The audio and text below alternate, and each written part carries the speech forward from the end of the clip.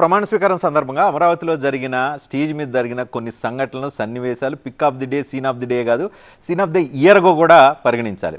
రెండు రకాల సీన్లు కనిపిస్తున్నాయి. మొదటి సీన్ మీరు పిక్చర్లో కనిపిస్తుంది, ఒక ఫోటోగ్రాఫ్ రూపంలో మీ ముందుకు తీసుకొచ్చాం. ఒక విక్టరీకి సంకేతంగా అభివాదం చేస్తూ ప్రజలకి పవన్ కళ్యాణ్, చిరంజీవి, ప్రధానమంత్రి నరేంద్ర మోడీ మరి ముగ్గురు కలిసి ఇచ్చిన ఈ సంకేతం ఇప్పుడు రాష్ట్ర వ్యాప్తంగా, ఆంధ్రప్రదేశ్ వ్యాప్తంగా, అదేవిధంగా తెలుగు ప్రజలను విశేషంగా ఆకర్షిస్తుంది. ఏముంది ఈ సీన్లో? సో పవన్ కళ్యాణ్ అంటూ ఉన్నారు ప్రధానమంత్రి నరేంద్ర మోడీతో, చిరంజీవి పక్కనే ఉన్నారు, ఒకసారి కలుస్తారు అని, మీ దగ్గరికి వస్తారని. లేదు నేనే వస్తాను అని చెప్పి పవన్ కళ్యాణ్ చేయి పట్టుకొని తీసుకువెళ్ళి చిరంజీవి దగ్గరికి తీసుకువెళ్ళి చిరంజీవితో కరచాలనం చేసి ఇద్దరు చేతులు పైకి పట్టుకొని ప్రధానమంత్రి స్వయంగా చేతులు పైకెత్తి ఒక సంకేతం చూపించారు. ఈ సంకేతాల మీద ఎవరు విశ్లేషణ వాళ్ళు చేస్తున్నారో అవన్నీ పక్కన పెట్టేసేయండి. కానీ ఏంటి ఇంత ఎఫెక్షన్ ప్రధానమంత్రి ప్రధానంగా చూపించడం వెనుక ఉద్దేశం ఏంటి? అదేవిధంగా పవన్ కళ్యాణ్ ప్రధానమంత్రి నరేంద్ర మోడీ మధ్య ఒక ప్రత్యేకమైన అనుబంధం ఉంది. అదేవిధంగా చిరంజీవికి ప్రధానమంత్రి నరేంద్ర మోడీ మధ్య కూడా గుడ్ అనుబంధం కనిపిస్తోంది. ఈ నేపథ్యంలో ఈ కాంబినేషన్ గురించి మనం ఏం మాట్లాడుకోవచ్చు? బొలిశెట్టి శ్రీనివాస్ గారు మీరు చెప్పాలా, మీ పార్టీ నాయకులే కాబట్టి మీరు చెప్పండి ఫస్ట్. దాంట్లో ఏముందండి, ఇప్పుడు నరేంద్ర మోడీ గారు అల్లూరి సీతారామరాజు స్టాట్యూ ఓపెన్ అయినప్పుడు వచ్చినప్పుడు కూడా ఆయనకి ఎక్కువ ప్రాధాన్యత ఇచ్చారు. ఎందుకంటే చిరంజీవి గారు ఎప్పుడు కూడా నాకు ఇది కావాలని అడగని వ్యక్తి కాబట్టి ఆయన ప్రాధాన్యత ఉంటుంది. అదేవిధంగా ఇవాళ సెంట్రల్ క్యాబినెట్లోకి మినిస్టర్గా తీసుకుంటానంటే తిరస్కరించిన వ్యక్తి ఈరోజు కాదు, 2014లో కూడా మన పవన్ కళ్యాణ్ గారు తిరస్కరించిన విషయం మనకు తెలుసు. అంటే పదవి కాదు, నాకు మా రాష్ట్రం అభివృద్ధి చెందాలి, దానికోసమే నేను పనిచేస్తున్న సంకేతాలు 2019 నుంచి కూడా ఆయన ఇవ్వడం జరుగుతుంది, 2014 నుంచి కూడా. మరి ఒక వ్యక్తి ఈరోజు పదవి కోసం వెంపర్లాడిపోయి పార్టీలు మారిపోయి డబ్బుల కోసం ఏదైనా చేసి రాజకీయ నాయకులు కానీ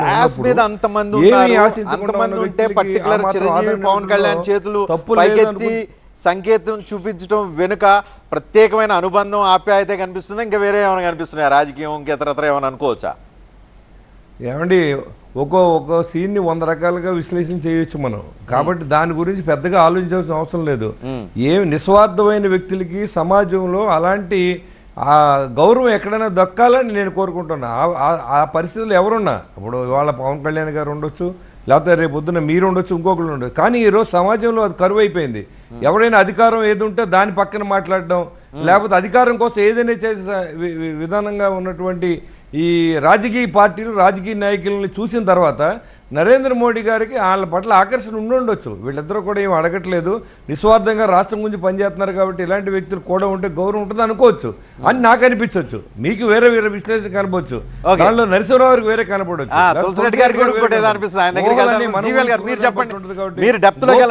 నేను చెప్తున్నాను, దానికి ఏది నెతకోసం అవసరం లేదు. జీవల్ గారు చాలా వారి మధ్య ఉన్నటువంటి ఒక బాండింగ్ అని చెప్పచ్చు. ఇది ఈ ఒక్కరోజు కనిపించిందే కాదండి, గతంలో మీరు చూసినప్పుడు కూడా ఇటువంటి పర్సనల్ ఒక అఫినిటీ 2014లో ఎన్నికల ప్రచారానికి వచ్చినప్పుడు కూడా, అప్పుడు కూడా కూటమిలో భాగస్వామిగా లేకపోయినా జనసేన పూర్తిగా సపోర్ట్ చేశారు, ప్రచారం చేశారు పవన్ కళ్యాణ్ గారు. అప్పుడు కూడా నరేంద్ర మోదీ గారు అప్పటికి ప్రధాని కాలేదు, ప్రధానమంత్రి నామినేటెడ్ క్యాండిడేట్గా, బీజేపీ క్యాండిడేట్గా ప్రచారంలో ఉన్నారు. అప్పుడు అటువంటి చూశారు. ఒకటి మనం గమనించాలి, ప్రధానమంత్రి మోదీ గారు ఏ సభలో మరి పవన్ కళ్యాణ్ గారు లాంటి వారు ఇతరులు తనతో ఉన్నా ఎవరి పబ్లిక్ రెస్పాన్స్ ఏంటన్నది చూస్తారు, ఒక అంచనా వేసుకుంటారు ఖచ్చితంగా. సో ఆయనకున్నటువంటి పబ్లిక్ కనెక్టివిటీ, ఆయనకున్నటువంటి విషయాల అవగాహన ఖచ్చితంగా అనేక సందర్భాల్లో కలిసినప్పుడు ఆయన ఆకర్షించబడ్డారు. అలాగే చంద్రబాబు నాయుడు గారిని కూడా ఆలింగనం చేసుకున్నారని మీరు. సో కాబట్టి కూటమిలో ఉన్నటువంటి పార్టీల పట్ల ఒక స్నేహభావం ఉండటం చాలా సాధారణం. అందులో వీరిద్దరూ అన్నదమ్ములని తెలుసు ఆయనకి.